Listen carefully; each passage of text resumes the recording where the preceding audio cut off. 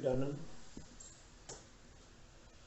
परमात्मा अपनी सृष्टि को चलाता है। परमात्मा यानी परमानेंट, जो परमानेंट अव्यक्त तत्व है, इस पूरे ब्रह्मांड को चलाता है। अनंत कोटि ब्रह्मांड है, तारे, नक्षत्र, ग्रह, निहारिका, सब कुछ परमात्मा के अधीन है। पृथ्वी भी ग्रह है, उनके अंदर जड़ चेतन, कीट, पशु, पक्षी, वृक्ष और हम मनुष्य भी है।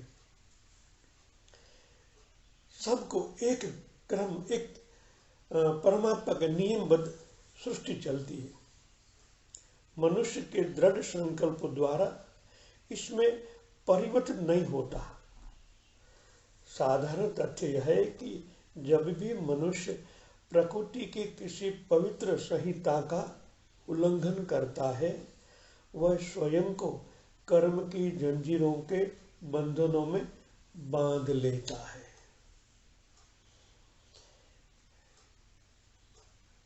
राग, द्वेष रूपी कई ऐसे बंधन है जो मनुष्य बिना सोचे, बिना जाने उसमें उलझ जाता है और कर्म के बंधन में बंध जाता है। भगवान ने इस सृष्टि में सबको बनाया है और सबके अंदर प्राण है। परमात्मा सच्चिदानंद रूप है। प्रेम उनके अंदर जीवन है, जीवन दाता, जिनको प्राण के लाइफ एनर्जी सबके अंदर है और उनके द्वारा ही उनका जीवन चलता है। और ये जीवन चलाने के लिए भगवान ने एक नियम बनाया हुआ है। उस नियम के अधीन ही पूरी प्रकृति, इस ब्रह्मांड चलता है। आपने देखा होगा न कि एक निहारिका में कितने सूर्य हैं, एक ब्रह्मांड में कितने सूर्य हैं। सब अपने अपने रास्ते में चलते, एक सूत भी कोई आगा पीछा नहीं होता, एक लेवल में चलते ही रहते हैं। एक नियम बदलता है। मनुष्य को सत्ता दी है, मगर वो अज्ञानवश भूल जाता है और इस ईथर के प्राण के अंदर स्पंदन में, कर्म के बंधन में वो बंध जाता है। और जब उनका परिणाम कष्ट होता है तो वह दुख में रोता है, मैं ही क्यों प्रभु। समझ ही अज्ञानता द्वारा बांधी गई पेचीदा गांठों का खोलने की कला है। समझ खोलने की कला, ये गठिया जो बांधी हुई है उनको खोलना का रास्ता एक समझ है। स माने सत्य, म माने माया, सहजता से आप उनको, उस गठरिया को जो दिखाई नहीं देती, उन गठरिया को खोलना। समझ माना सत्य के साथ मय होना, तभी जाके आप उनको खोल सकते हो। इस प्रकार योग मनुष्य को प्रकृति की सर्वोच्च उपलब्धि है। योग माने जुड़ना, आत्मा का परमात्मा के साथ, पुरुष का प्रकृति के साथ, क्षेत्र को क्षेत्रज्ञ के साथ, ये जुड़ना, मिलना, उनको योग कहते हैं। प्रारंभ में यह सोच कि प्रत्येक जीव सार रूप में ईश्वर के प्रतिबिंब में बनी एक आत्मा है।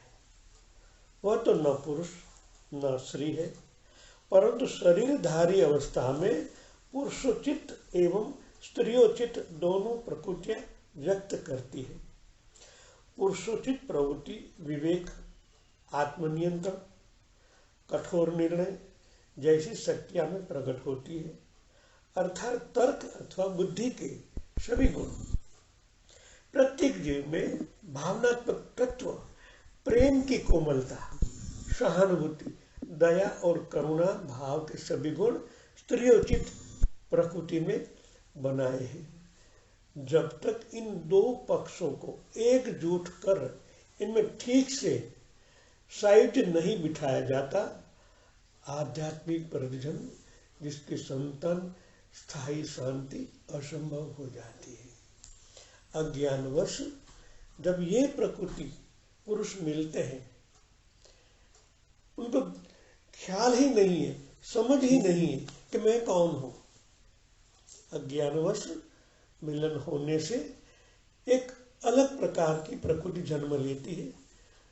दोनों के मिलन से एक अलग प्रकार का प्रयोजन होता है और जो जन्म लेता है उनको वही गुण लेकर आने से वो भी बेचारा अज्ञानवश अपना जीवन प्रसार करता है, क्योंकि उनको गर्भाधान में वही मिला है जो पुरुष के पास था, जो स्त्री के पास था। वो दोनों को मिलने से इनका जन्म मिला है। जन्म बनता है 25% खुद की प्रकृति, खुद के कर्म, 25% माँ बाप के द्वारा, 25% पिछला जन्म और 25% होता है परमात्मा की अनुकंपा। टॉप पर है। इस सब को पार करते करते ही साक्षात्कार किया जाता है, तब जाके उनको अनुभव होता है कि मैं कौन हूं। ये जानना और उनको उपलब्ध होना, मैं स्थूल नहीं हूं, इस शरीर मात्रा एक मेरा कार्य क्षेत्र है और कुछ नहीं है। मन बुद्धि चित्त अहंकार एक कर्म करने के लिए मिले हैं, बाकी मैं कुछ अलग हूं। मेरा मन तो आप मन नहीं, आप कुछ और हो। ये जान लेना ही सत्य की उपलब्धता है, जिनको हम साक्षात्कार कहें, ईश्वर की अनुभूति कहें, जो भी कहें। जय सच्चिदानंद।